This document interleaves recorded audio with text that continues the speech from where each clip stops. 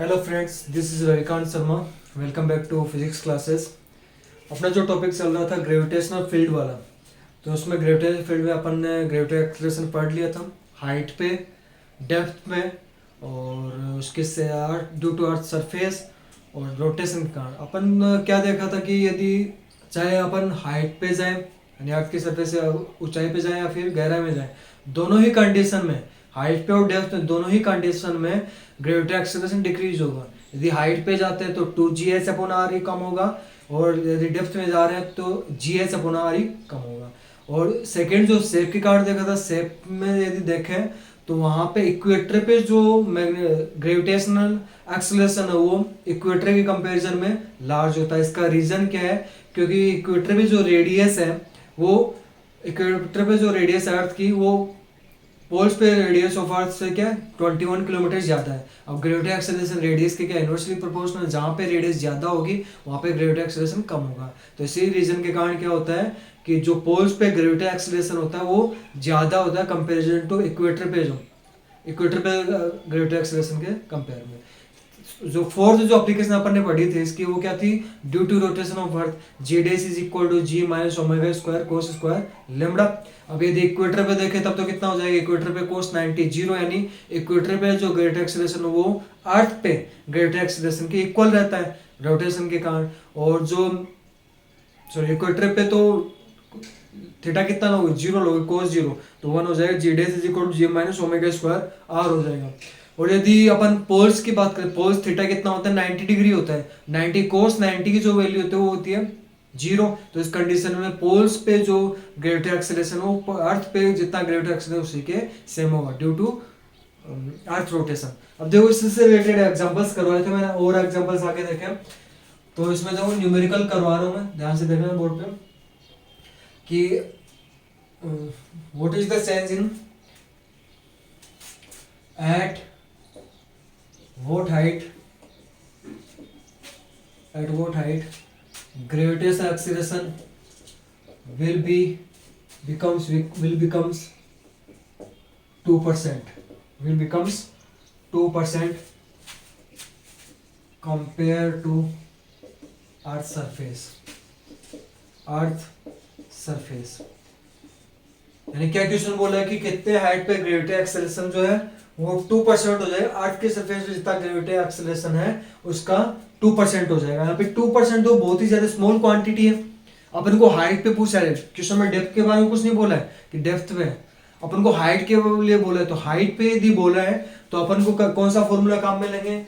Ji dash is equal to g 1 minus 2h upon में R. अपन को value किसकी निकालनी है? हाइट h की वैल्यू निकालनी है। दे क्या रखा है? 2% हो जाता है। किसका 2% हो जाता है? अर्थ पे जितना ग्रेविटी एक्सेलरेशन है उसका 2% हो जाता है, परसेंट की फॉर्म में। यानी वैल्यू किसकी दे रहे हैं? जी डेस माइनस जी अपॉन में जी इंटू में 100% की जो वैल्यू दे रखी है वो दे रखी है अपने पास 2%। तो इसको कन्वर्ट कर सकते हैं पहले, ये देखो कन्वर्ट हो सकता है। जी डेस अपॉन जी कर दिया पहले मैंने, ये इधर मल्टीप्लाई में था, इस साइड में आके डिवाइड 1 माइनस 2h अपॉन में आर। अब अपन को वैल्यू हाइट की वैल्यू चाहिए तो ये माइनस का इस साइड में आके प्लस का हो जाएगा 2h अपॉन में आर इज इक्वल टू क्या होगा? 1 माइनस जी डेस अपॉन में जी, 1 माइनस जी डेस अपॉन जी, ये होगा ना? ये तो इसमें आगे देखो क्या करना है? 2h अपॉन में आर, इसको जब एलसीएम लेंगे कितना आएगा? जी माइनस जी डेस, एक बार देख लेता हूँ, जी डेस माइनस, सही है, जी माइनस जी डेस अपॉन में कितना हो जाएगा? जी। तो यहाँ पे जब आगे देखिए इसमें देखो जी माइनस दोनों साइड में अभी लिखा था मैंने जी माइनस, ये जो वैल्यू किसके? जी माइनस जी डेस अपॉन में जी मल्टीप्लाई में 100% इज इक्वल टू 2% दे रखा है। तो इसको दोनों साइड में ये बनाने के लिए दोनों साइड में 100% से यदि मल्टीप्लाई करता है, 100 से यदि मल्टीप्लाई करता है तो कितना हो जाएगा? 200 h अपॉन में R E is equal to ji minus G dash upon G multiply 100। अब इसकी तो वैल्यू दे रखी है हमको, कितनी दे रखी है? 2%। परसेंट से परसेंट कैंसिल आउट कर दो तो कितना बनेगा ये? 200 एच अपॉन में R E is equal to, ये दे रखी है वैल्यू 2, ये कंप्लीट वैल्यू कितनी दे रखी है 2 दे रखी है। यहाँ पर को वैल्यू किसकी फाइंड आउट करनी है, हाइट एच की वैल्यू फाइंड आउट करनी है। तो कितना आ जाएगा 2 का 200 में डिवाइड दोगे तो 100 बचेगा, यानी अपने पास कितनी वैल्यू आ जाएगी आर ई अपॉन में कितना आ जाएगा 100। अब आर ई का मतलब क्या है, रेडियस ऑफ अर्थ। तो रेडियस जो अर्थ है वो कितनी होती है 6400 किलोमीटर, अपॉन में कितना आ जाएगा 100, 100 से 100 कैंसिल, तो एच इज इक्वल टू कितना आ जाएगा 64 kilometre. H is equal to कितना आ जाएगा 64 किलोमीटर, यानी कि 64 किलोमीटर पे जो ग्रेविटी एक्सेलरेशन है वो अर्थ के कंपैरिजन में कितना हो जाएगा 2% हो जाएगा। नेक्स्ट न्यूमेरिकल देखो,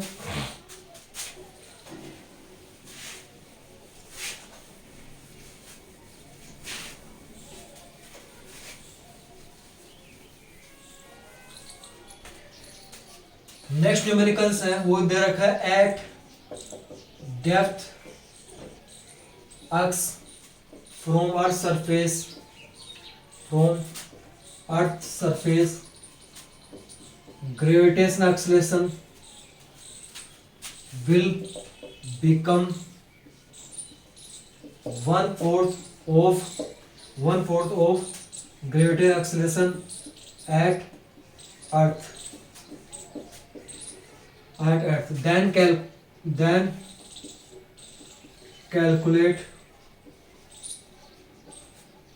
Then calculate at height x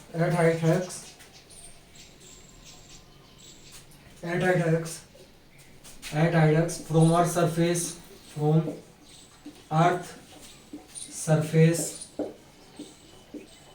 then calculate at height x from earth surface gravity acceleration will be देखो इधर क्या बोल रहा है कि यदि डेप्थ एक्स पे अर्थ की सरफेस है, डेप्थ एक्स पे यानी गहराई में जो ग्रेविटी एक्सेलरेशन है अर्थ की सरफेस का ग्रेविटेशनल एक्सेलरेशन से 1/4 हो जाता है। तो अपन को कैलकुलेट करना है कि अर्थ की सरफेस एस हाइट पे ग्रेविटी एक्सेलरेशन यानी इसी एक्स हाइट पे ही ग्रेविटी एक्सेलरेशन कितना होगा। तो देखो पहले जो क्वेश्चन में दे रखा है उसी को जब सोल्व करें तो क्या होगा, क्वेश्चन में क्या दे रखा है कि एक्स डेप्थ पे ग्रेविटी एक्सेलरेशन 1/4 होना, यानी 1/4 ग्रेविटी एक्सेलरेशन का 1/4 यानी ग्रेविटी एक्सेलरेशन कम हो रहा है, नीचे की साइड में जा रहे हैं। तो नीचे की साइड में जब जा रहे हैं तो फॉर्मूला कौन सा काम मिलेंगे, g dash is equal to G1 minus h upon में आर ई, एच अपॉन में आर ई। अब कितनी डेप्थ पे जा रहे हैं, एक्स डेप्थ पे जा रहे हैं तो एक्स अपॉन में आर ई। वहां पे एक्स डेप्थ पे जो ग्रेविटी एक्सेलरेशन है अर्थ का कितना हो जाता है 1/4 हो जाता है। जी डैश की वैल्यू अपने पास दे रखी है जी अपॉन में 4, G1 माइनस एक्स अपॉन में आर ई। अब यहाँ पे अननोन कौन सी वैल्यू है, एक्स है, तो एक्स की वैल्यू फाइंड आउट करेंगे, जी से जी कैंसिल आउट, यानी बचेगा कि अपने पास 1/4 1 माइनस एक्स अपॉन में आर ई। इसको जब सोल्व कर रहे हैं तो कितना होगा एक्स अपॉन में R E is equal to 1 minus 1/4। तो यहाँ पे एक्स अपॉन में R E is equal to 3 upon में 4, यानी कि एक्स इज इक्वल टू कितना आ जाएगा 3/4 आर ई। यानी कि इतनी डेप्थ पे अर्थ की सरफेस, इतनी डेप्थ पे जो ग्रेविटी एक्सेलरेशन है वो अर्थ के सरफेस पे ग्रेविटी एक्सेलरेशन का 1/4 हो जाता है।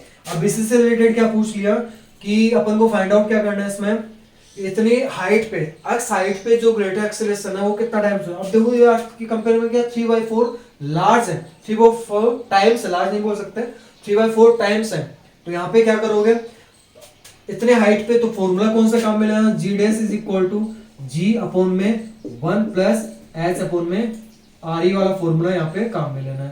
तो देखो इसमें क्या हो जाएगा, जब यहाँ पे स्मॉल यदि डिस्टेंस दे रखी है तब तो g dash G1 minus 2h upon R e काम में ले लेंगे। यदि डिस्टेंस का पता नहीं है कि यहाँ पे ज्यादा है तो ये वाला फॉर्मूला काम में आ जाएगा। तो g dash is equal to G1 plus h की वैल्यू जो दे रखी है अपने पास वो कितनी दे रखी है 3 अपॉन में 4 आर ई अपॉन में आर ई का होल स्क्वायर, आर ई से आर ई कैंसिल आउट। तो रेडियस यहाँ पे क्या बनेगा 4 प्लस 3 7, यहाँ पे स्क्वायर जब करो 4 का स्क्वायर 16, नीचे कितना बन रहा है 7 का स्क्वायर 49, तो कितना हो जाएगा जी टाइम्स हो जाएगा। यानी जो ग्रेविटी एक्सेलरेशन है इतनी हाइट पे, अर्थ की सरफेस कितना हाइट पे कितना हो जाएगा 16/49 जी हो जाएगा, 16/49 जी हो जाएगा। अब आगे देखो इसमें नेक्स्ट जो टॉपिक है वो आपका है gravitational field intensity.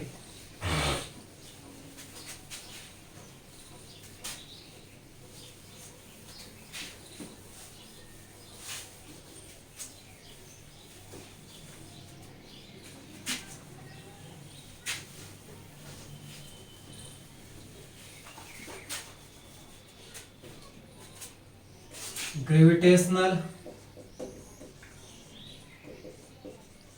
Field intensity या फिर इसी को बोलते हैं ग्रेविटेशनल एक्सेलरेशन। जो ग्रेविटी एक्सेलरेशन है वो सेम वैल्यू होती है, ग्रेविटेशनल एक्सेलरेशन भी यही होगा, gravitational acceleration. Gravitational field intensity और ग्रेविटेशनल एक्सेलरेशन। तो यहाँ पे अपन को करना क्या है, कि इसमें ग्रेविटेशनल फील्ड इंटेंसिटी यदि फाइंड आउट करनी है तो ग्रेविटेशनल फील्ड इंटेंसिटी होती क्या है, यदि ऑब्जेक्ट है,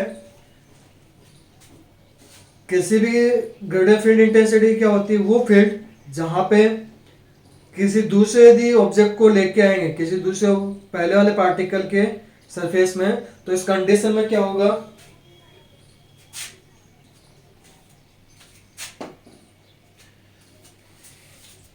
तो इस कंडीशन में क्या करोगे, जो ग्रेविटेशनल फील्ड इंटेंसिटी है, ग्रेविटेशनल फील्ड इंटेंसिटी क्या होती है, वो फील्ड जहां पे एक ऑब्जेक्ट दूसरे ऑब्जेक्ट को क्या करे, अट्रैक्ट करे। किसी भी ऑब्जेक्ट का वो फील्ड जहां पे वो क्या करे, दूसरे ऑब्जेक्ट को अट्रैक्ट यदि करे। यहाँ पे यदि कोई पार्टिकल आ जाता है इस एरिया में तो इसे क्या बोलता है, ग्रेविटेशनल फील्ड इंटेंसिटी, या फिर उसको ग्रेविटेशनल एक्सेलरेशन बोलेंगे। जैसे अर्थ है, अर्थ की यदि ग्रेविटेशनल एक्सेलरेशन की बात करें या फिर ग्रेविटेशनल फील्ड इंटेंसिटी की बात करें तो क्या होता है, अर्थ की यदि ऐसी बाउंड्री जहां तक ग्रेविटेशनल फील्ड उसका अप्लाई होता है उसे क्या बोलते हैं, ग्रेविटेशनल फील्ड इंटेंसिटी बोलेंगे। ये थ्योरेटिकल डेफिनेशन थी। और मैथमेटिकल फॉर्म में क्या लिखे हैं, ग्रेविटी एक्सेलरेशन और रिप्रेजेंट किससे करते हैं, या तो ईजी से रिप्रेजेंट करेंगे या फिर ग्रेविटी एक्सेलरेशन लिख रखा है तो स्मॉल जी से रिप्रेजेंट करेंगे।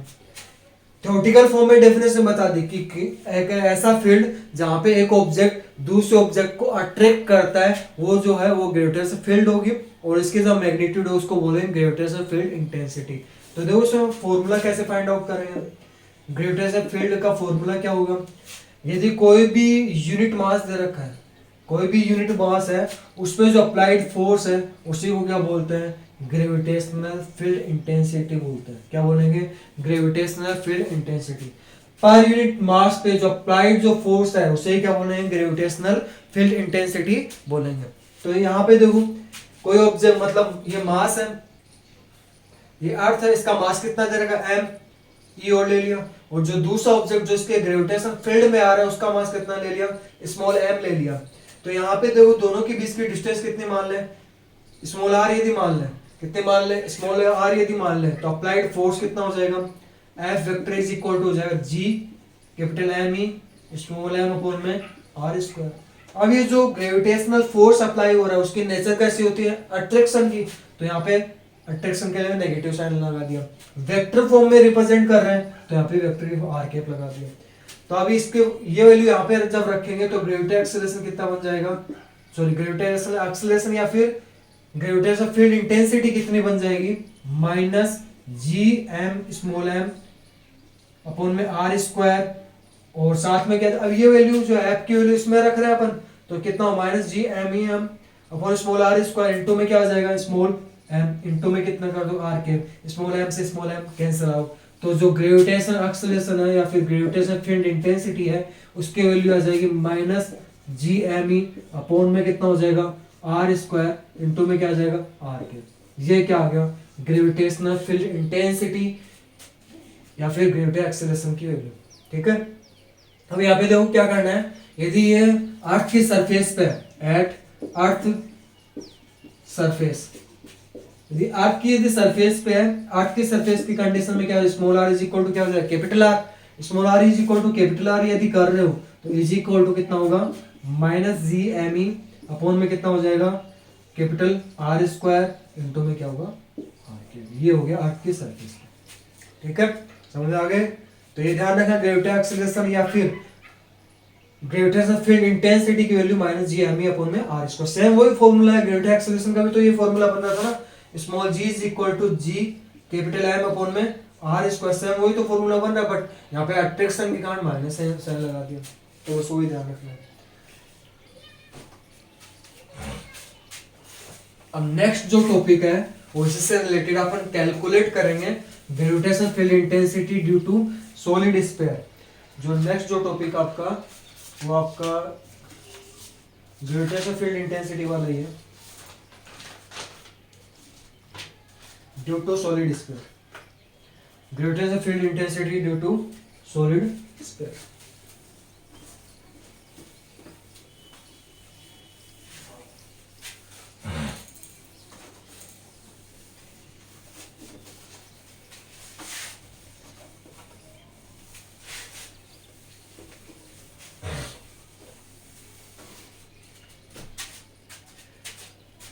ग्रेविटेशनल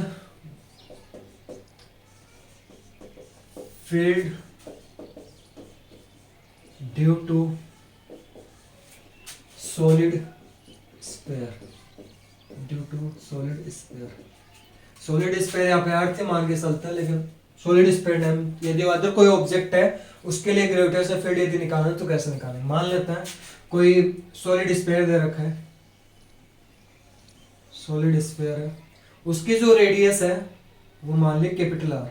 कितनी मान ली कैपिटल आर मान ली। उसका सेंटर वो कितना मान लिया ओ मान लिया।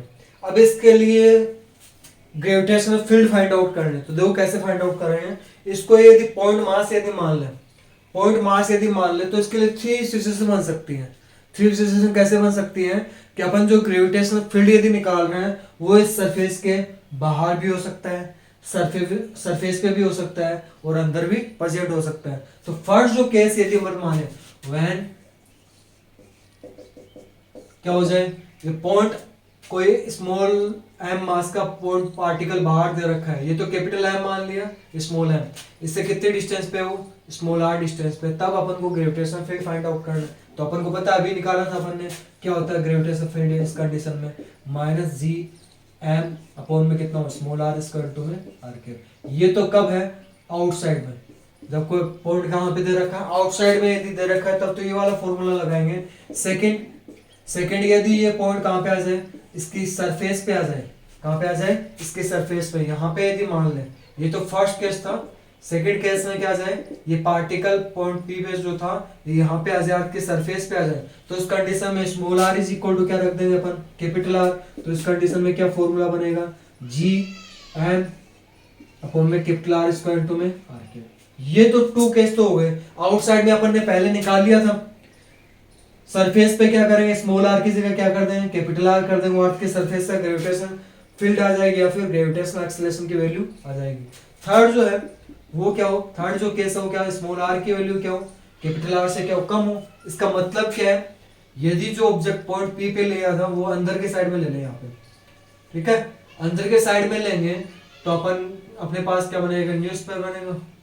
ये न्यूज़पेपर क्यों काम में ले रहे हैं क्योंकि इसका मास चेंज हो। पहले अपन कौन से ऑब्जेक्ट के लिए ले रहे थे कंप्लीट सॉलिड स्फीयर के लिए ले रहे थे, लेकिन अब यदि पॉइंट पी सॉलिड स्फीयर के अंदर यदि आ जाए तो अपने पास न्यू स्फीयर होगा जिसका मास एम डेस होगा, न्यू मास एम डेस होगा। तो यानी यहाँ पे कन्वर्ट करना पड़ेगा। क्या कन्वर्ट करोगे एम डेस की वैल्यू निकालोगे।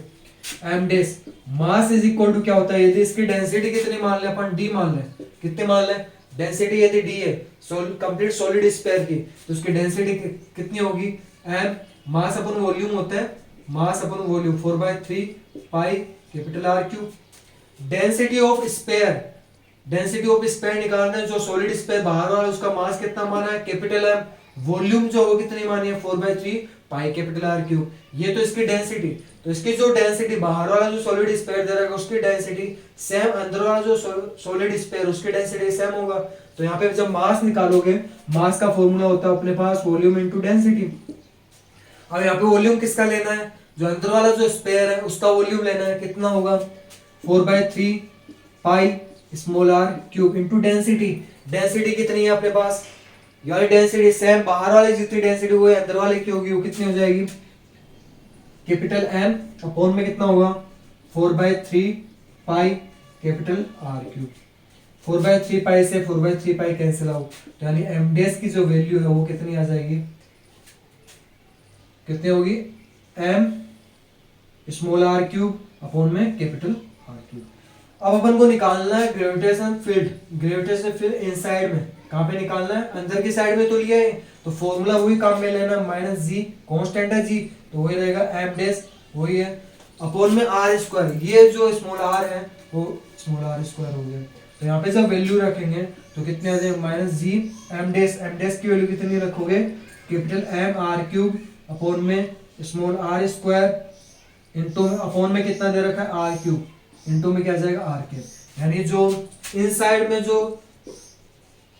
ग्रेविटेशनल फील्ड जो है वो कितना आ जाएगा, यहां से आर स्क्वायर कैंसिल आउट, यानी बचा क्या अपने पास, minus G M small r upon में कैपिटल आर क्यूब इंटू में क्या आ जाएगा आर क्यूब। ये अपने पास ग्रेविटेशनल फील्ड इनसाइड में।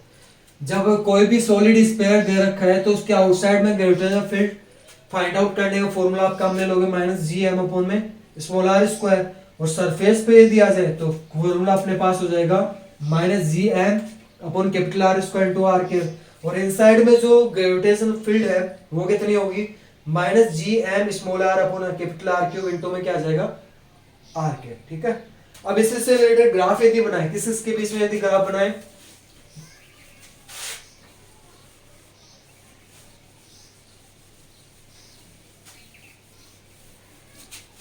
इन तीनों के लिए यदि ग्राफों में यदि रिप्रेजेंट करें, ग्राफ कैसे होगा, graph between gravitational field and small r. तो देखो इसमें कैसे बनेगा, यहाँ पे शो कर देता हूं। मान लिया एक्स एक्सिस पे तो आर डिस्टेंस है, और जो वाई एक्सिस है वो ग्रेविटेशनल फील्ड को रिप्रेजेंट कर रहे हैं। किसको रिप्रेजेंट कर रहे हैं, ग्रेविटेशनल फील्ड को। तीनों में देखो ग्रेविटेशनल फील्ड की वैल्यू कैसी आ रही है, नेगेटिव आ रही है, यानी ऊपर वाला पार्ट काम में नहीं लेंगे, नीचे वाला पार्ट काम में लेंगे। यहाँ पे मान लेते हैं small are is equal to कितना आ गया, कैपिटल आर इसमें आ गया, small are is equal to capital R यहाँ पे आ गया। तो यहाँ पे देखो maximum small are is equal to capital R, यहाँ पे ये वैल्यू जो है वो हो जाएगी is equal to minus G M upon में कितना आ जाएगा आर स्क्वायर इंटू में कितना लिख दोगे आर के। अब जब आर की वैल्यू जब लार्ज है कैपिटल आर से तब तो ये वाला पार्ट काम में लोगे, और जब आर की वैल्यू कैपिटल आर से स्मॉल है तब ये वाला पार्ट काम में लोगे। दोनों ही कंडीशन में देखो क्या सिचुएशन बन रही है। इसमें देखो ग्रेविटेशनल फील्ड जो है इनवर्सली प्रोपोर्शनल आ रही है आर स्क्वायर के लिए, तो उसका ग्राफ कैसे बनता है, इसका ग्राफ ये वाला बन जाएगा। जब एक यदि इंक्रीज कर रहे हो, डिस्टेंस यदि इंक्रीज कर रहे हो तो electric field sorry gravitational field क्या होगा, डिक्रीज होगा। ये हो गया। सेकंड जो है इसमें, ये तो सरफेस के लिए। अब इनसाइड में देखें, इनसाइड में क्या आ रहा है, ग्रेविटेशनल फील्ड जो डायरेक्टली प्रोपोर्शनल है किसके, आर के, क्या है डायरेक्टली प्रोपोर्शनल है। डायरेक्टली प्रोपोर्शनल यानी क्या हो गया, एक स्ट्रेट लाइन, ये इसका ग्राफ। ठीक है, इतना समझ में आया। तो यदि कोई भी आपको कमी लग रही है कि आपको सर ये मिस्टेक कर रहे हो, आपको इसमें इम्प्रूवमेंट करना, तो आप लास्ट में बता दिया कमेंट बॉक्स में लिख दिया करो, मैं इसमें इम्प्रूवमेंट कर लूँ। और इससे रिलेटेड जो भी क्वेश्चंस हैं, न्यूमेरिकल्स जितने भी, जहाँ पे भी आपको इससे जो टॉपिक चल रहे हैं इससे रिलेटेड न्यूमेरिकल्स मिलते हैं, वो कमेंट बॉक्स में बता दिया करो, मैं आपको सोल्व करवा दूँ। Thank you.